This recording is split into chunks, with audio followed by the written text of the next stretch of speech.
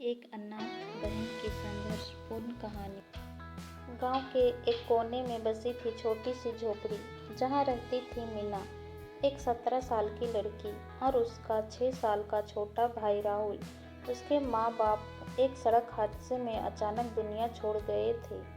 उस हादसे ने दोनों बच्चों की जिंदगी ही नहीं छीनी, बल्कि वो मासूम बचपन, वो हंसी, वो बेफिक्री भी छीन ली जिसे कभी वापस नहीं पाया जा सका।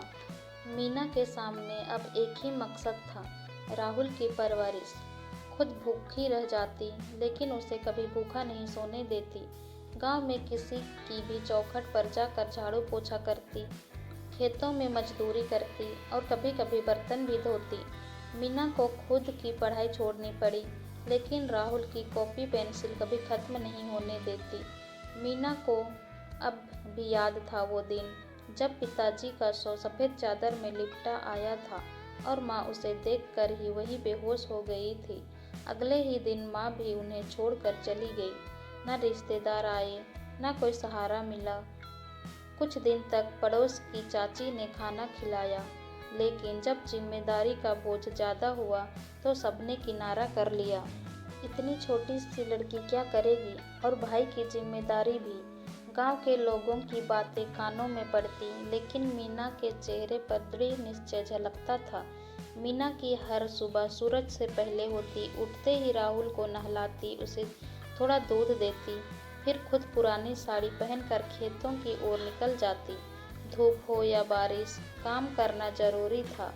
हर दिन की कमाई केवल 50 से 60 रुपये होती, लेकिन मीना जानती थी कि इन पैसों से ही उसका भाई पढ़ सकेगा, पेट भर सकेगा।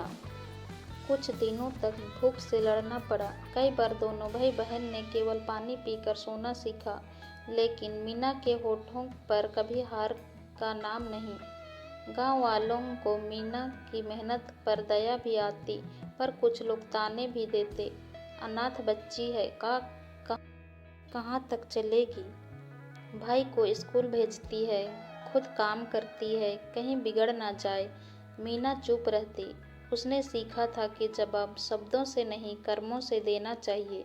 राहुल का सपना था, मैं बड़ा होकर टीचर बनूंगा, मीना दीदी को एक बड़ा घर दूंगा और रोज दूध लाऊंगा। ये बातें सुनकर मीना की आंखों भर आई। वह राहुल की किताबें दिलाने के लिए अपने पसंदीदा चप्पल तक बेच चुकी थी। गांव के स्कूल का मास्टर जी भी मीना का इज्जत करते थे, क्योंकि कभी कभी राजू की फीस माफ कर दी थी। एक बार की बात है, ठंडी की रात थी। झोपड़ी के अंदर टूटी खिड़की से ठंडी हवा आ रही थी। मीना के पास एक ही कंबल था, जिसे उसने राहुल के ऊपर डाल दिया। खुद ठंड से कांपती रही, लेकिन भाई को तकलीफ ना हो इसका ख्याल रखा। सुबह जब मास्टर जी आए और देखा कि मीना की तबीयत बहुत खराब है, तो उन्होंने तुरंत गांव के दवाखाने से दवा दिलाई। लेकिन मीना को आराम की फुर्सत कहाँ। अगले ही दिन फिर खेत में काम करने निकल पड़ी। एक दिन गांव में एक एनजीओ की टीम आई, जो बच्चों की शिक्षा और महिलाओं को रोजगार सिखाने का काम करती थी। उन्होंने मीना की कहानी सुनी और दंग रह गए। टीम ने मीना को सिलाई मशीन दी और सिखाने की व्यवस्था की। अब मीना खेत के साथ साथ धीरे धीरे काम बढ़ा। कुछ गांव की महिलाएं भी उससे सिलवाने लगी। मीना अब हर महीने थोड़े ज़्यादा पैसे कमा लेती थी। राहुल अब 5वीं कक्षा में आ चुका था, क्लास में सबसे होशियार बच्चा माना जाता। एक बार स्कूल में भाषण प्रतियोगिता हुई। राहुल ने मेरी दीदी विषय पर भाषण दिया। उसमें उसने कहा, मेरी दीदी मेरी माँ है, मेरा पिता है, मेरी दुनिया है। मैं बड़ा होकर उन्हीं की तरह मजबूत और निस्वार्थ बनूंगा। पूरा स्कूल तालियों से गूंज उठा। मीना एक कोने में खड़ी आंसू पोंछ रही थी।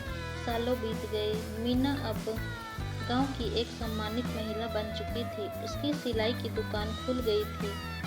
अब वह दूसरी लड़कियों को भी सिखाती थी। राहुल 10वीं में टॉपर करने वाला छात्र बना। मीना की उम्र अब 30 के पास थी और राहुल कॉलेज जाने लगा था। एक दिन मीना को बुखार ने घेर लिया। उसने राहुल से कहा, मैंने तुझे बड़ा किया, अब तुझे उड़ान भरनी है। अगर मैं ना रहूं तो टूटना मत, तू मेरा सपना है। राहुल रोते हुए बोला, दीदी, अब मैं तुम्हें कभी अकेला नहीं छोड़ूंगा, तुम्हारे हर सपने को पूरा करूंगा। कुछ दिनों बाद मीना ठीक हो गई, लेकिन वो बात राहुल के दिल में बस गई। राहुल ने कॉलेज की पढ़ाई पूरी कर टीचर की नौकरी पाई। पहले महीने की तनख्वाह लेकर वह सबसे पहले मीना के पास आया। हाथ में दूध का पैकेट था और एक छोटा सा सोने की कंगन।